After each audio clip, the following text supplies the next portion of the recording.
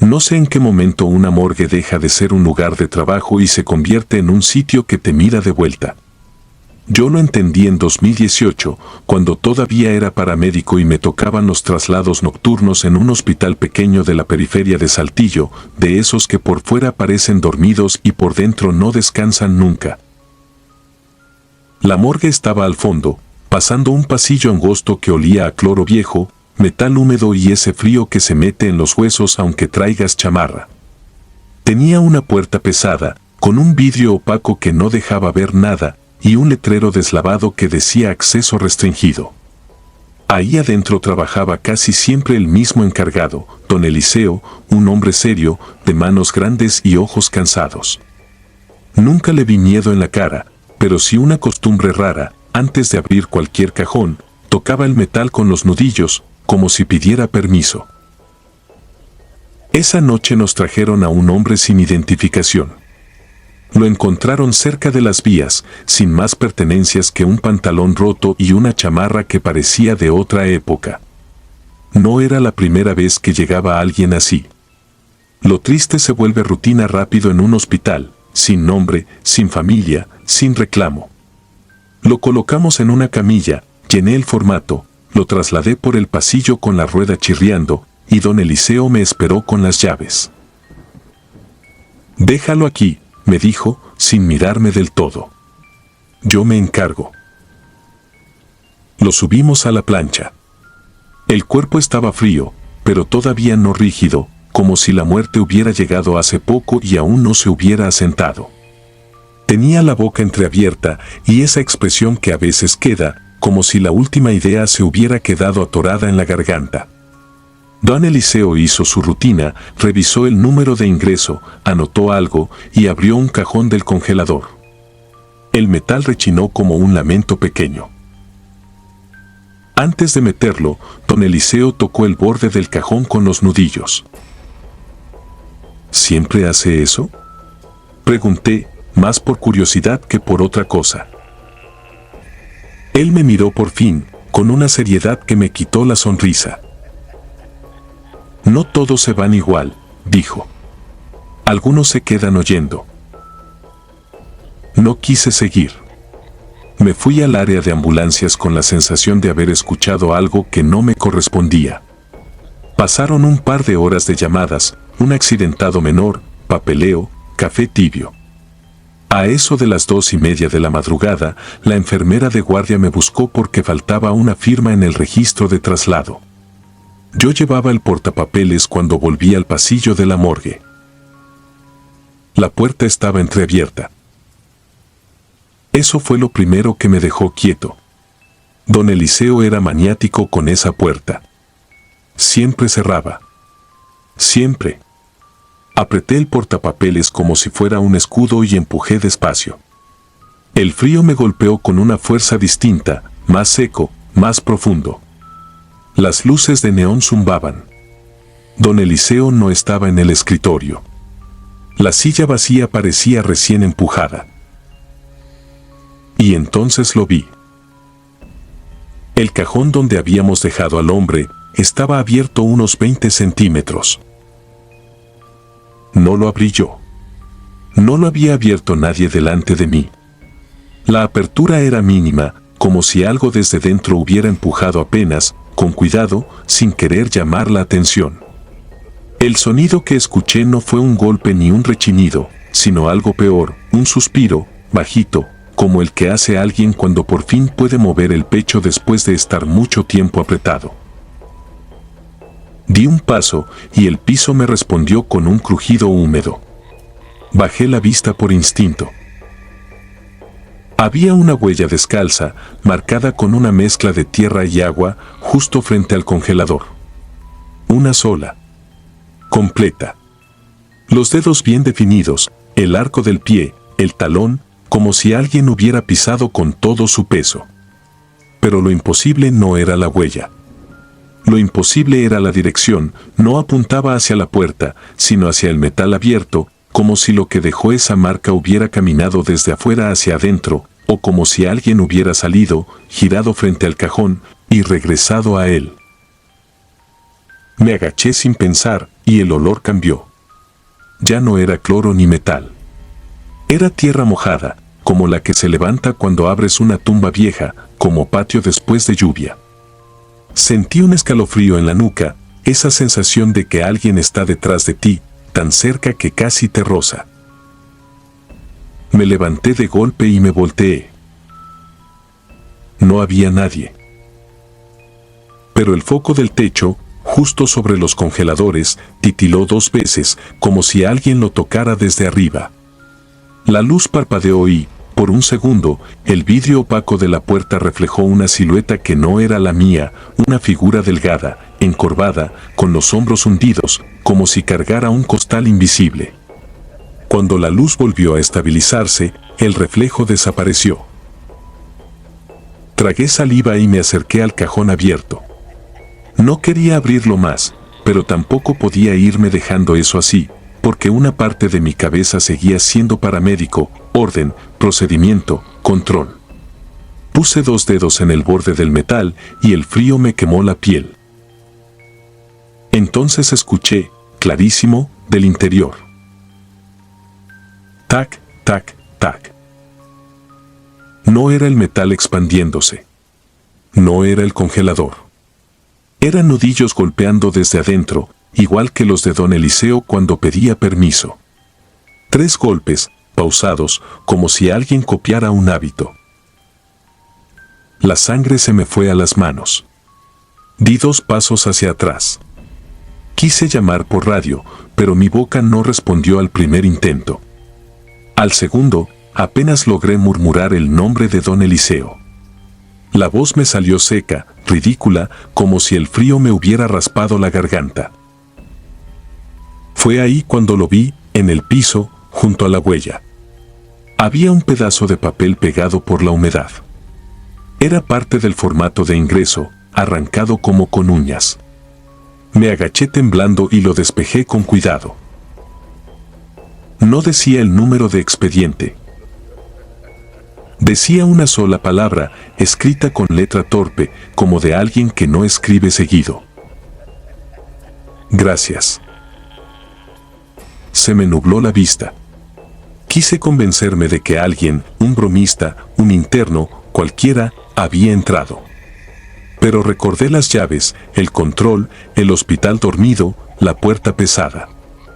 Y recordé algo más, cuando lo subimos a la plancha, el hombre tenía las uñas negras, llenas de tierra, como si hubiera estado cavando, como si hubiera salido de algún lugar donde no entra la luz.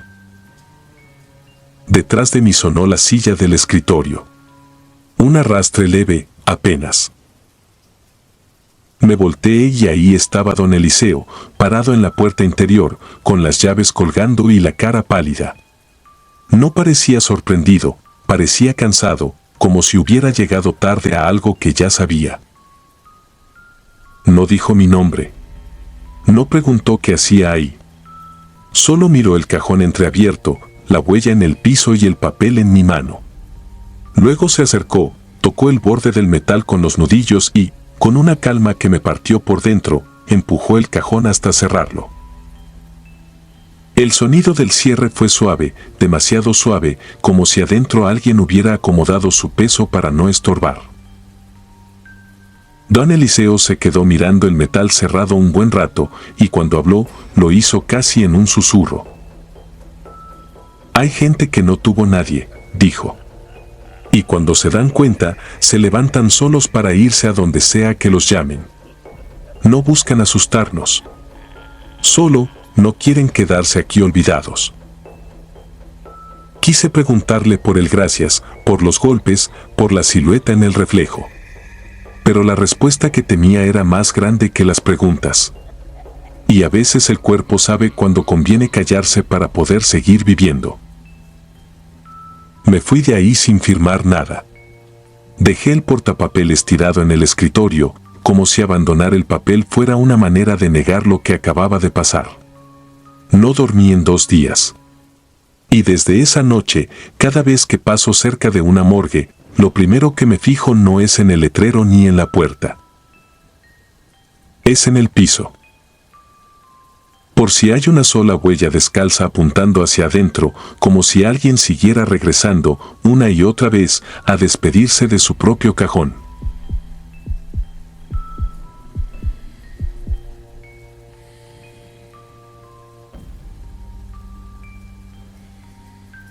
Yo nunca quise trabajar cerca de la morgue. Cuando empecé mi internado en el Hospital General del Norte, en Monterrey, en 2018, lo único que pedí fue rotar en urgencias y piso, lejos del sótano donde guardaban a los muertos.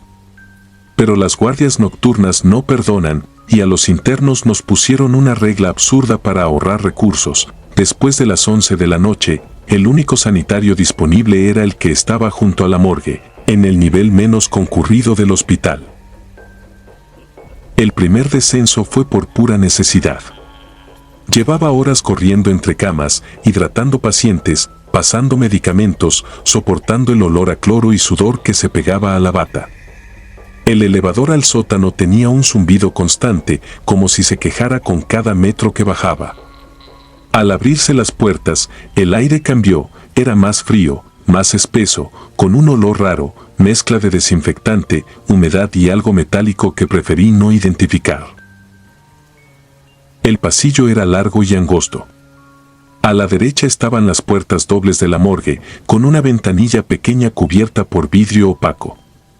A la izquierda, casi enfrente, el sanitario de personal. Las luces parpadeaban de vez en cuando, y se escuchaba el eco de mis propios pasos sobre el piso de loseta. Entré rápido al baño, revisé los cubículos, todos vacíos. Elegí el del fondo, colgué mi mochila en el gancho de la puerta y me senté, tratando de ignorar la cercanía de la cámara fría al otro lado de la pared. Mientras estaba ahí, escuché cómo se abría la puerta del sanitario. El chirrido resonó exagerado en el silencio. Luego, el golpe suave de otro cubículo al cerrarse, el de mi lado derecho. Alcancé a ver, por el pequeño espacio bajo la división, unos pies descalzos y pálidos, con las uñas mal cortadas y una cadena fina en el tobillo izquierdo. No me pareció extraño, supuse que sería alguna enfermera de descanso, o una paciente colada al baño de personal. Pasaron unos segundos de silencio, hasta que empezó. Un llanto suave, contenido al principio, como si la persona intentara aguantarse. Después se volvió más profundo, con sollozos entrecortados. Era un llanto triste, cansado, que parecía salir de muy adentro. Se me hizo un nudo en la garganta. No estaba en condiciones de consolar a nadie, pero me nació decir algo. Toqué con los nudillos la pared del cubículo, apenas un par de golpes. ¿Se encuentra bien?, pregunté, sin recibir respuesta. El llanto no paró, solo cambió.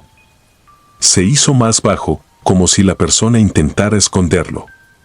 Terminé, me acomodé la ropa y, por inercia, tomé papel del dispensador. No sé por qué, pero sentí la necesidad de pasárselo, de hacer algo mínimo. Me agaché y extendí la mano por debajo de la división. Del otro lado, vi cómo los pies se giraban un poco hacia mí. Una mano huesuda, con la piel extremadamente blanca, tomó el papel sin llegar a tocarme. Antes de retirarla, alcancé a notar algo extraño, una pulsera hospitalaria, de esas de plástico blanco, completamente manchada de algo oscuro, como si la tinta del nombre se hubiera corrido. Salí del cubículo con el estómago apretado. Fui al lavabo, abrí la llave y empecé a lavarme las manos más de lo necesario, esperando escuchar el seguro del cubículo vecino, el sonido de la puerta, cualquier indicio de que la persona salía también. Nada. Solo el goteo del agua y el eco de mi respiración. Me miré en el espejo un momento, tratando de recomponer la cara de agotamiento, y salí del baño sin atreverme a mirar hacia atrás. Volví a urgencias y seguí la guardia como si nada. Pacientes descompensados, familiares desesperados, la rutina de siempre. A eso de las 6 de la mañana, cuando el cambio de turno ya estaba cerca, uno de los camilleros llegó preguntando por alguien que ayudara a llenar un formato de defunción. El médico de guardia estaba ocupado, así que me mandaron a mí al sótano para revisar el expediente de la fallecida y firmar como interno de apoyo. Bajé otra vez en el mismo elevador, con el mismo zumbido cansado. En el pasillo del sótano ahora había gente, 2 camilleros, una enfermera y el encargado de la morgue. En una camilla metálica, cubierta con una sábana blanca, estaba el cuerpo que iban a trasladar. Me acerqué para revisar la pulsera identificadora y corroborar datos. Levanté un poco la sábana a la altura de los pies. Primero vi la cadena fina en el tobillo izquierdo. Luego, los mismos pies pálidos, las uñas mal cortadas. Sentí cómo se me aflojaban las piernas. La pulsera hospitalaria estaba ahí, toda manchada de tinta corrida, ilegible. Era exactamente la misma mano que había visto bajo la división del baño. Me alejé de golpe y el encargado de la morgue me miró raro. ¿Todo bien, doctor?, preguntó, sin mucho interés. Asentí como pude, terminé el trámite casi en automático y subí a la superficie con la sensación de traer hielo en el estómago. Cuando al fin terminó la guardia y salí del hospital, el sol ya estaba alto, pero yo seguía sintiendo el frío del sótano pegado a la piel. Los días siguientes intenté convencerme de que estaba exagerando. Pensé que quizá la mujer había muerto después de que coincidimos en el baño. Busqué su nombre en el sistema. Fallecida 2:15 de la mañana, paro cardiorrespiratorio. Hora en la que, según recordaba, yo seguía corriendo arriba entre pacientes. Le pregunté a una enfermera de piso si habían llevado a alguna señora al sanitario del sótano esa noche.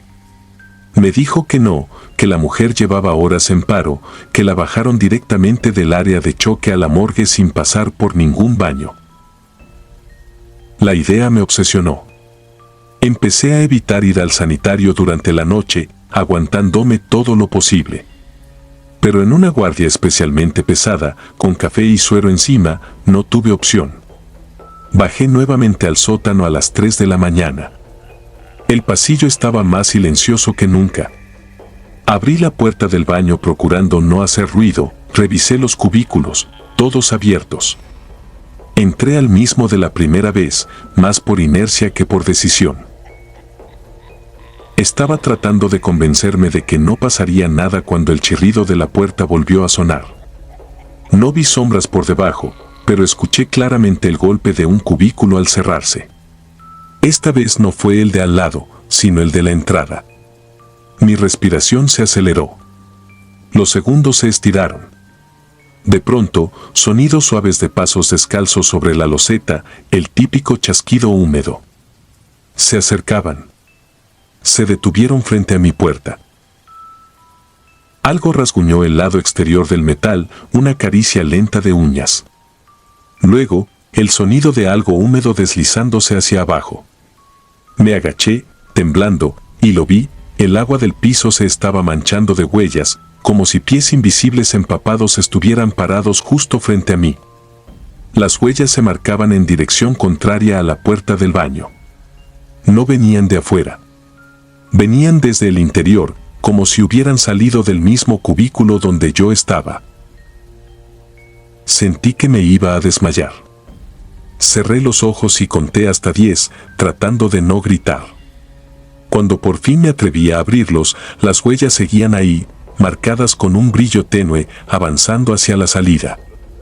Las seguí con la mirada, a través de la ranura bajo la puerta, viendo cómo cruzaban el suelo del baño y desaparecían en el pasillo.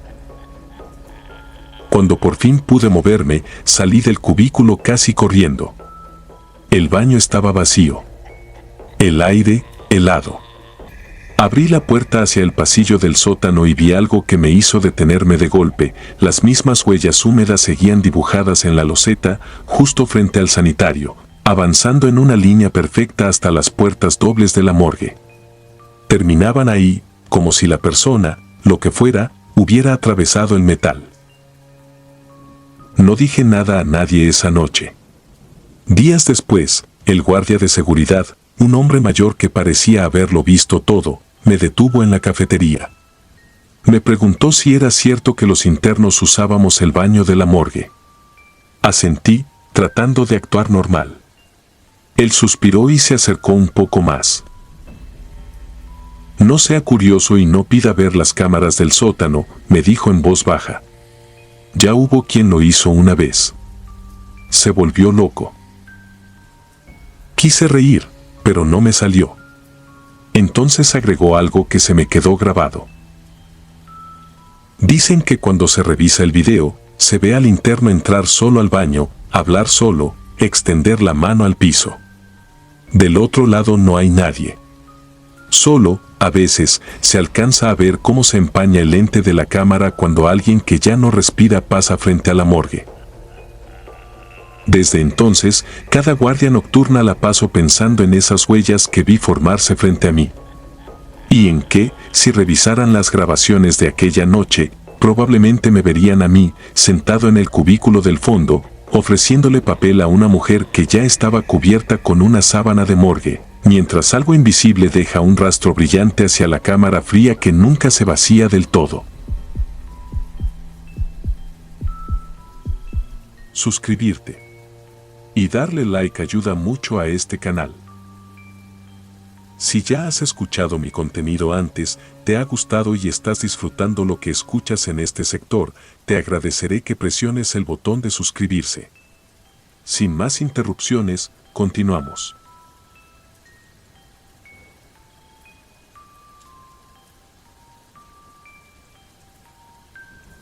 Por la naturaleza de mi trabajo aprendí muy pronto que los muertos no siempre están en silencio.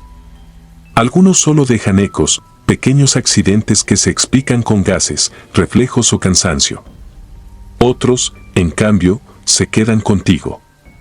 Te acompañan a casa, se sientan en la orilla de la cama y no te permiten olvidar que estuviste ahí cuando algo no terminó de irse.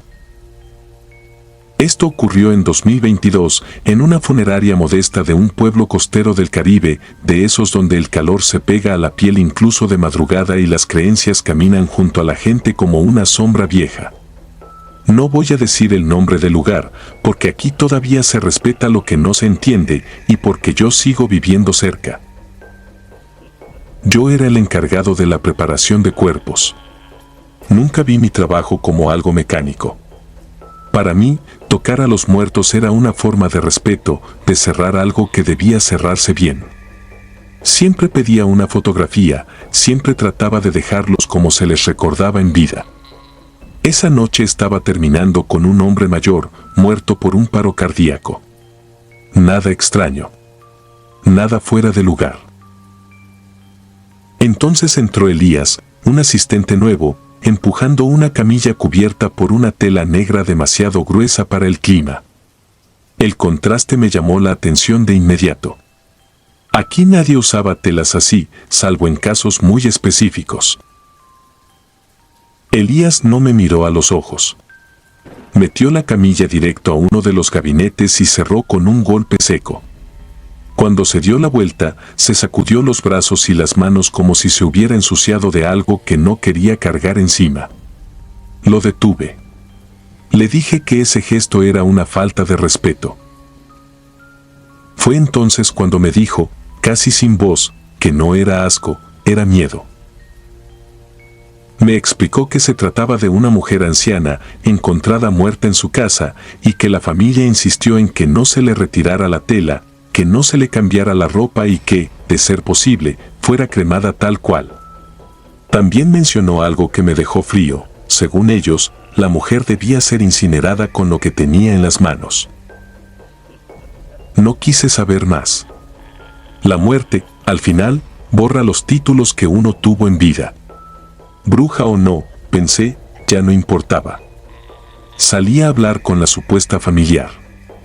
Era una mujer mayor, demasiado serena para alguien que acababa de perder a alguien cercano.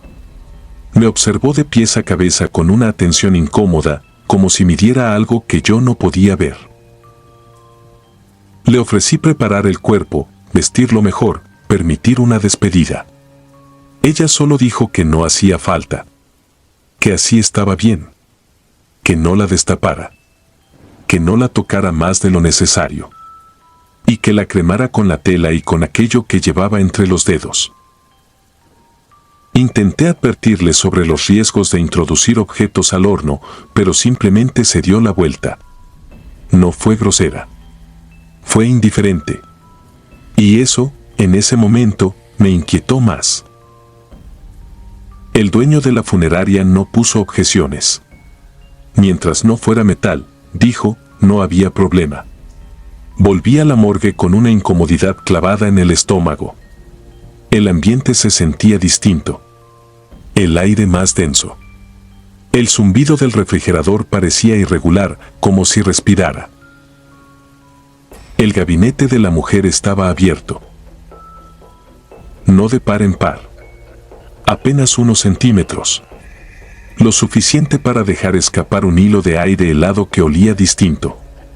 No era el olor habitual de la morgue. Era un aroma húmedo, terroso, como de raíces arrancadas. Me acerqué pensando que Elías lo había cerrado mal. A mitad del camino, escuché un sonido proveniente del interior. No fue un grito. No fue una palabra. Fue un quejido bajo, prolongado, como el de alguien que intenta despertar sin lograrlo. Me quedé inmóvil. El cuerpo no debía emitir sonido alguno. Me acerqué un poco más y noté algo que me hizo sudar a pesar del frío. La tela negra se movía. No como algo empujado desde dentro, sino como si algo respirara debajo, levantándola apenas, rítmicamente. Abrí el gabinete lo suficiente para ver. La mujer estaba ahí, cubierta hasta el cuello. Su rostro era inexpresivo, pero sus manos no estaban quietas. Tenía los dedos cerrados con una fuerza antinatural, como si aferrarse a aquello fuera la única razón por la que seguía ahí. Entre sus palmas había un pequeño bulto envuelto en tela vieja, manchada de algo oscuro y seco. Cuando intenté separar sus dedos, sentí resistencia. No rigidez. Voluntad. En ese instante, el foco del techo parpadeó y la temperatura cayó de golpe. La mujer abrió la boca, no para hablar, sino para dejar escapar un susurro que no parecía venir de sus pulmones, sino del fondo del gabinete, como si la voz se hubiera quedado atrapada ahí desde antes de su muerte. No entendí las palabras, pero entendí la intención. Solté sus manos. Retrocedí. Cerré el gabinete de golpe. Salí de la morgue temblando. Avisé que la cremación se haría de inmediato. Nadie protestó. Nadie preguntó. La familiar ni siquiera se presentó. Solo dejó el pago completo y una advertencia escrita en un papel doblado: no la destapes de nuevo. Durante la cremación, algo no salió bien. El horno tardó más de lo normal. La temperatura subía y bajaba sin razón aparente. Desde el otro lado del vidrio se veía la tela negra resistir, oscurecerse, pero no consumirse como debería. El técnico me miró sin decir nada. Los dos escuchamos el golpe seco desde el interior, como si algo chocara contra las paredes metálicas. Cuando todo terminó, las cenizas estaban completas, excepto por un detalle. Entre los restos, intacto, estaba el pequeño bulto que había visto en sus manos. La tela no se había quemado. Dentro había un muñeco tosco, hecho con huesos pequeños, cabello humano y símbolos tallados en la madera. No era metal. No violaba ninguna norma. Pero al tocarlo, sentí un hormigueo que me recorrió el brazo hasta el cuello. Lo enterré sin decirle a nadie. Lejos. En un terreno donde nadie va. Desde esa noche, cada vez que entro a una morgue, reviso 2 veces los gabinetes. Porque aprendí algo que nadie me enseñó en este trabajo: hay muertos que no esperan descansar, y cosas que, aunque el fuego las toque, no están hechas para arder.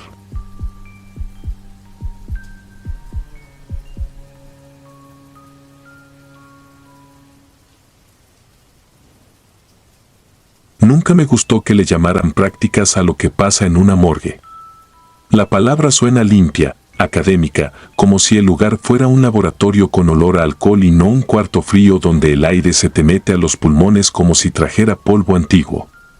Yo estaba en la licenciatura cuando pisé por primera vez el servicio médico forense, en 2016, en una ciudad mediana del norte donde el calor afuera es tan brutal que la gente cree que la muerte allá adentro debería sentirse como alivio. No es así. El frío de la morgue no consuela, castiga. Nos llevaron de noche, porque así se entiende el oficio, dijo el profesor. Éramos 4 alumnos, jóvenes, con la confianza de los libros todavía fresca, creyendo que todo era anatomía y procedimiento. Apenas entramos, me quedó grabado el sonido del metal, puertas, charolas, bisagras, todo tenía un quejido propio. En ese lugar nada se mueve sin protestar. Había un olor a cloro mal enjuagado mezclado con algo dulzón, como carne vieja en un refrigerador apagado. Lo normal, me repetiría después. A las 11, cuando el cansancio ya te vuelve torpe, llegó el primer cuerpo de la noche, una mujer sin identificar, pequeña, rígida, en posición fetal. La colocaron sobre una mesa de acero, bajo una lámpara que parecía diseñada para exhibir hasta lo que uno preferiría no ver. El profesor nos indicó lo básico, y luego se alejó como si supiera que la incomodidad también enseña. La rigidez era extrema. No era la rigidez que explican con palabras fáciles, rigor mortis. Era otra cosa, una terquedad del músculo, como si el cuerpo se negara a admitir que ya no le pertenecía a nadie. Tomé su brazo con guantes dobles, traté de aflojarlo con masajes, siguiendo el procedimiento. Mis dedos se cansaron antes que ella. Intenté con la mano, con los nudillos, con el antebrazo. Nada. Ni un centímetro. Los dedos de la mujer parecían de piedra. Un compañero, más fuerte que yo, quiso ayudar. Entre los dos intentamos colocar la boca arriba con técnica y fuerza. Debería haber cedido en algún punto. No cedió. La mesa rechinó, nuestras botas resbalaron en el piso húmedo, y la mujer se mantuvo cerrada sobre sí misma como un animal encogido. Entonces apareció la doctora de guardia, una forense de años, de esas que hablan poco porque ya lo han visto todo. Nos observó con calma, como si el esfuerzo de 2 personas contra un cadáver fuera una escena común. Le explicamos, casi justificándonos, que no podíamos moverla. La doctora se acercó, acomodó su bata y, en un gesto que me pareció absurdo, le habló a la mujer como se le habla a una niña. No fue teatral. No fue religiosa. Fue íntimo, casi doméstico. Mi vida, déjanos trabajar. Prometo que vamos a tratarte bien. Te vamos a entregar presentable. Tu familia merece despedirse en paz. Aquí no te vamos a lastimar. No dijo más. No rezó. No hizo cruces. No pidió permiso a Dios ni a nadie. Solo habló como quien calma a alguien asustado. Y lo imposible ocurrió con una naturalidad humillante, tomó el brazo y lo extendió sin resistencia. Luego la pierna. Luego el torso, como si la rigidez hubiera sido una idea nuestra. La mujer quedó boca arriba, dócil, quieta, lista para el procedimiento. La doctora ni siquiera sonrió, solo nos miró como quien dice aprendan. Yo me reí nervioso, porque si no me reía, aceptaba algo que todavía no estaba listo para aceptar. Esa noche regresé a mi casa con la sensación de que había visto una grieta en la realidad, pequeña, pero suficiente para que entrara aire sucio. Lo peor es que eso, con el tiempo, se volvió una anécdota. El tipo de historia que cuentas para impresionar a alguien en una guardia. Hasta que me tocó vivir lo segundo. Ya trabajando, en 2021, me asignaron un turno nocturno por falta de personal. La sede era otra, un CEMEFO más viejo, en la periferia, donde el edificio tiene paredes descascaradas y el estacionamiento está tan oscuro que parece que el mundo termina ahí. En ese lugar aprendí que el silencio no es ausencia de ruido, es una presión. A eso de las 3 de la madrugada yo era el único despierto en el área de necropsia. Tenía un caso, un joven, aproximadamente 20 años, ingresado horas antes. Nada fuera de lo habitual en los papeles. Lo habitual en los papeles es una mentira frecuente. Mientras trabajaba, escuché un golpe seco detrás de mí. El típico sonido que uno intenta explicar, metal contrayéndose, una charola mal puesta, una puerta asentándose. No volteé de inmediato. En este oficio aprendes a no regalarle tu cabeza al miedo a la primera. El golpe se repitió, más claro, más dirigido. Venía de los congeladores. Me quedé inmóvil, con el bisturí en la mano, sintiendo como el guante se me pegaba al sudor aunque el cuarto estuviera helado. Pensé en los sellos, en los cierres, en la lógica. Pensé en ratas. Pensé en un compañero haciéndome una broma. No había nadie. Ni pasos, ni sombra, ni el sonido de una radio en otra sala. Nada. Entonces escuché una voz. No fue un grito de película. Fue un murmullo lastimado, con la garganta cerrada por el frío y el pánico, como cuando alguien habla después de llorar mucho. ¡Ayuda! Se me erizó la nuca. Lo que mi mente hizo fue un cálculo absurdo, revisar mis registros. Había ingresado un cuerpo horas antes, sí. Y yo mismo lo había visto entrar a cámara. Yo mismo había firmado el ingreso. Yo mismo había cerrado la puerta. La voz insistió, y juro por lo que me queda de fe que sonaba humana, desesperada y cerca, como si la garganta estuviera pegada a la lámina. Ayuda, por favor. Me dije que era imposible. Me lo repetí como un mantra, como si imposible fuera una herramienta médica.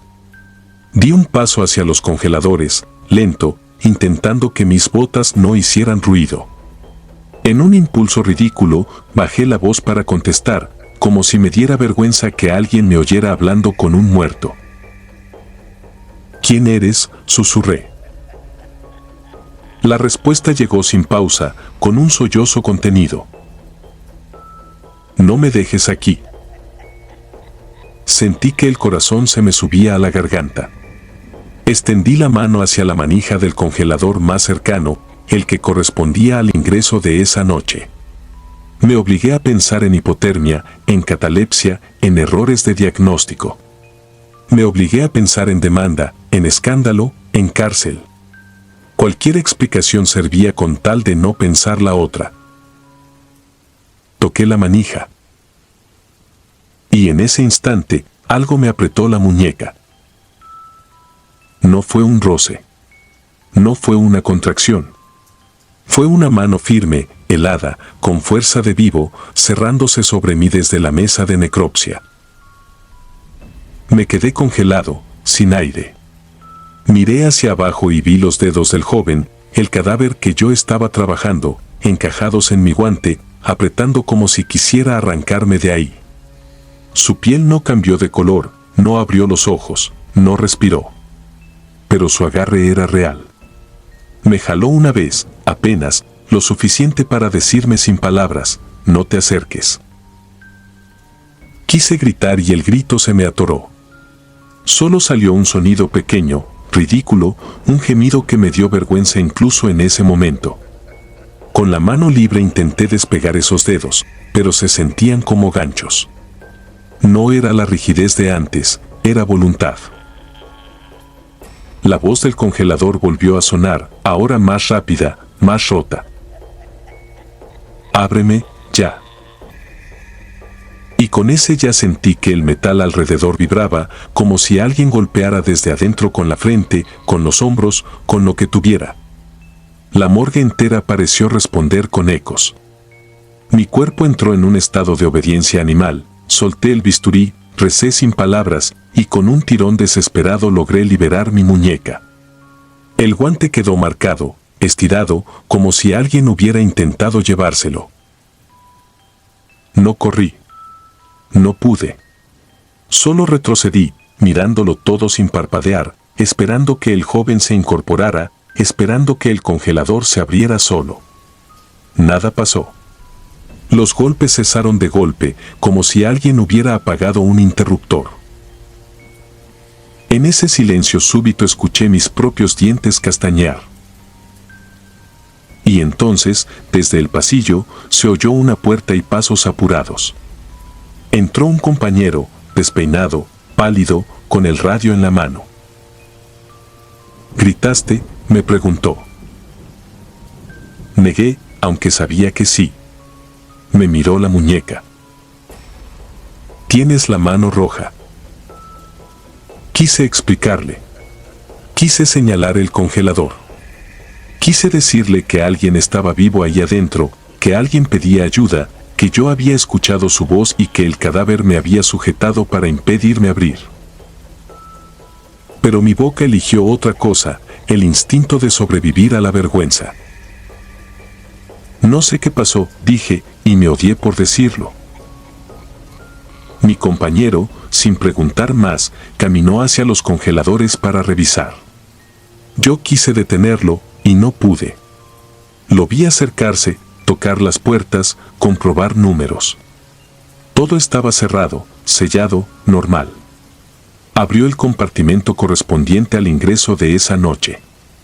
Adentro, el cuerpo estaba donde debía estar, quieto, rígido, con la cara congelada en una expresión neutra. No habló. No dijo ¿ves? Solo cerró y se quedó mirando un segundo de más, como si algo no cuadrara. ¿Qué?, le pregunté. Tardó en contestar. Luego, en voz baja, sin mirarme, dijo: Ese no es el mismo que ingresamos. Sentí que se me aflojaban las piernas. Me acerqué, obligándome a ver. El rostro era parecido, la edad, la complexión. Pero había un detalle imposible de confundir para alguien que trabaja con cuerpos: la marca. El joven que ingresó traía un tatuaje pequeño cerca de la clavícula. Este no lo tenía. Miré la hoja de registro, mi propia firma, el número del congelador. Todo coincidía en papel. Solo la realidad no. Esa madrugada no terminamos la necropsia. La suspendimos con una excusa administrativa. Mi compañero no quiso hablar del tema, y yo menos. A las 6, cuando el turno terminó, me fui sin voltear atrás. En el estacionamiento, con el sol apenas asomando, me di cuenta de que seguía escuchando, como un recuerdo pegado al oído, aquella voz helada. No me dejes aquí. Lo más aterrador no fue creer que un muerto habló. Lo más aterrador fue entender que en una morgue, a veces, los que piden ayuda no siempre están en las bandejas, y que hay cosas que se mueven de lugar sin que nadie las registre, sin que nadie las firme, como si el edificio mismo decidiera a quién guarda y a quién suelta. Desde entonces, cada vez que entro a un CEMEFO, hago algo que jamás enseñan en la escuela: antes de tocar un cuerpo, antes de abrir una puerta, antes de firmar cualquier cosa, digo en voz baja, para nadie y para todos: con permiso. Porque aprendí que hay turnos que nadie debería trabajar solo.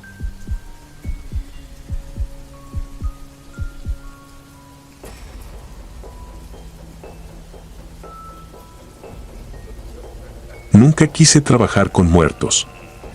A mí me gustaban los mapas, las piezas antiguas, las historias que se podían tocar con guantes de algodón en una vitrina. Pero en 2016, cuando me quedé sin beca y mi mamá enfermó, acepté el primer empleo que no preguntó demasiado: auxiliar nocturno en el área de resguardo del servicio médico forense de una ciudad pequeña del norte, de esas donde el calor se pega a las paredes y el polvo se mete hasta en los dientes.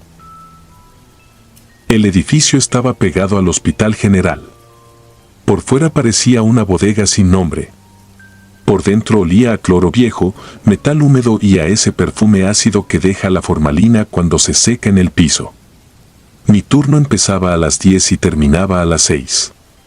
Era sencillo en teoría, registrar ingresos, entregar pertenencias, mantener cerradas las cámaras y ayudar a mover camillas cuando llegara alguien del Ministerio Público. Lo difícil era el silencio. No es un silencio normal, es un silencio que suena como si las lámparas fluorescentes respiraran. La primera semana me advirtieron de dos cosas: no entrar solo al sótano 3 y no preguntar por el doctor Montaño.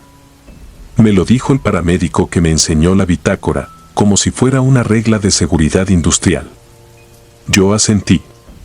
En un lugar así aprendes rápido que la gente inventa supersticiones para poder dormir. El sótano 3 era una zona vieja, detrás del área de refrigeración. No lo usaban para nada, según el plano pegado en la oficina. Una puerta de lámina con pintura descarapelada, una chapa sin manija y un letrero deslavado: almacén. Siempre estaba cerrada.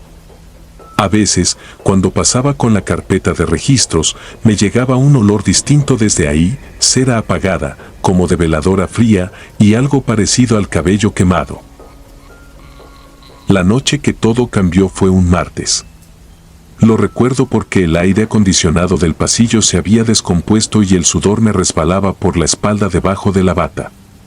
Entró una unidad a las 11 con una bolsa negra.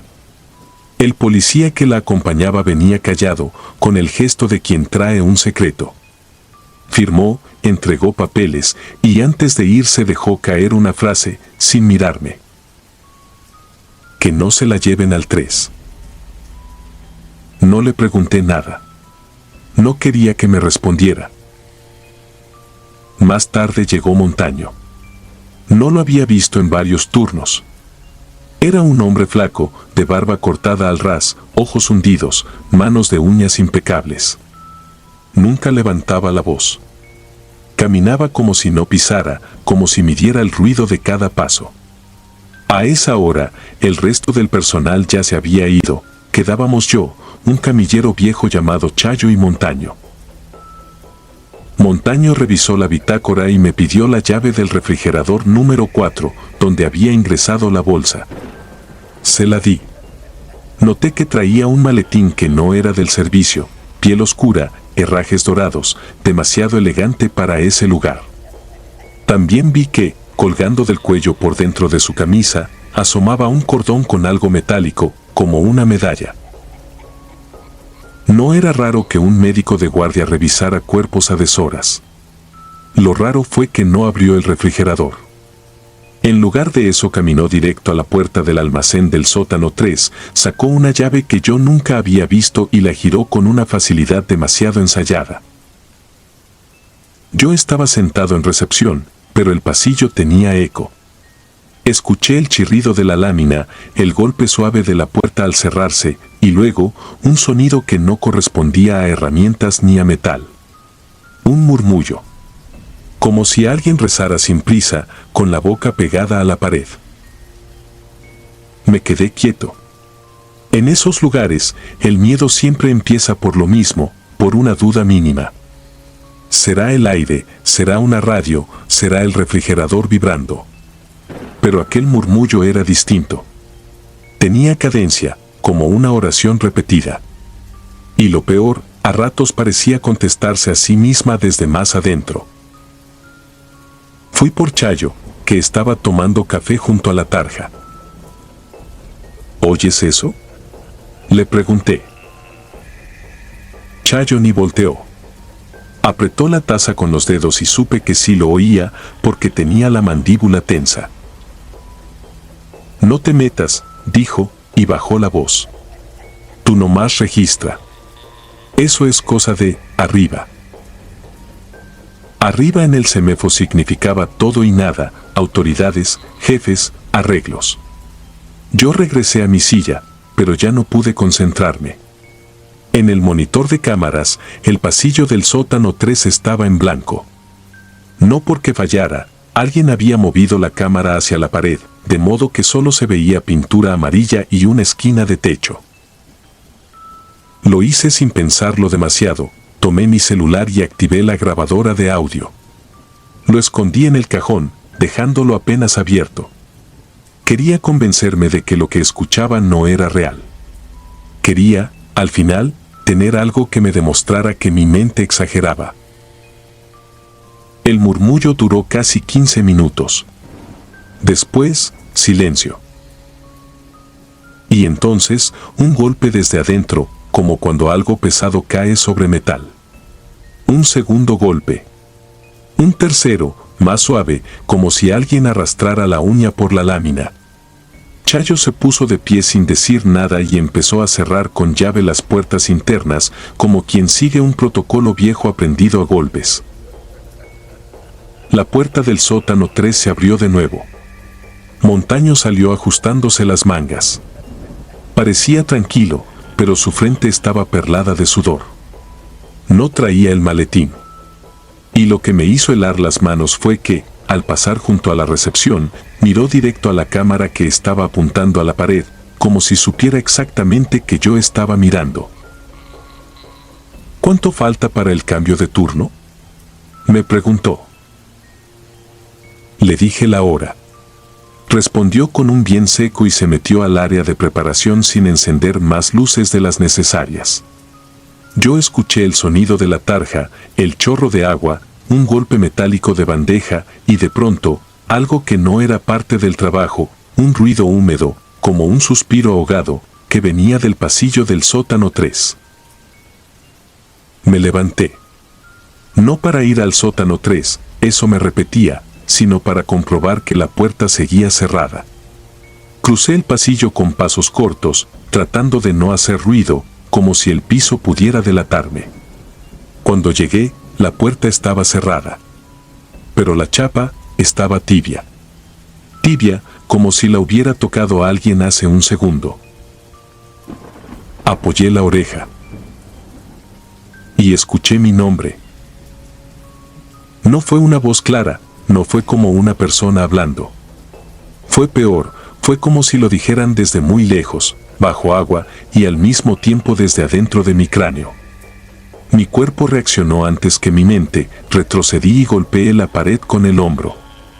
La lámpara del pasillo parpadeó y el brillo blanco convirtió el piso en un espejo siniestro. En ese reflejo vi algo detrás de mí. No un fantasma con sábana. No una sombra teatral. Fue una silueta humana, sí, pero de una delgadez imposible, con los hombros altos, como si el cuello no existiera. Estaba plantada a 2 metros, quieta, y aún así parecía acercarse. La vi solo un parpadeo, porque al siguiente, la lámpara se apagó. Yo corrí a recepción, con los ojos abiertos de más. Chayo estaba ahí, pálido, como si hubiera visto lo mismo. ¿Grabaste algo?, me preguntó, y eso me terminó de romper. Abrí el cajón, saqué el celular y detuve la grabación. La reproducción empezó con mi respiración, con el zumbido del foco, y luego el murmullo. Se distinguía, claro, como una oración lenta. Pero en medio, muy tenue, había una segunda capa, una voz más baja, más raspada, repitiendo palabras que no entendí. Hasta que llegó el final. Después de los golpes, se escuchó un silencio largo. Y entonces, con una claridad absurda, una voz dijo: «Gracias por traerlo». No decía traerla. No decía traerlos. Decía traerlo. Chayo me arrebató el celular y lo apagó como si quemara. «Te vas a ir», dijo. «Ahorita. Sin firmar salida. Sin despedirte. Y no vuelves». Quise preguntar por qué. Quise exigir una explicación lógica.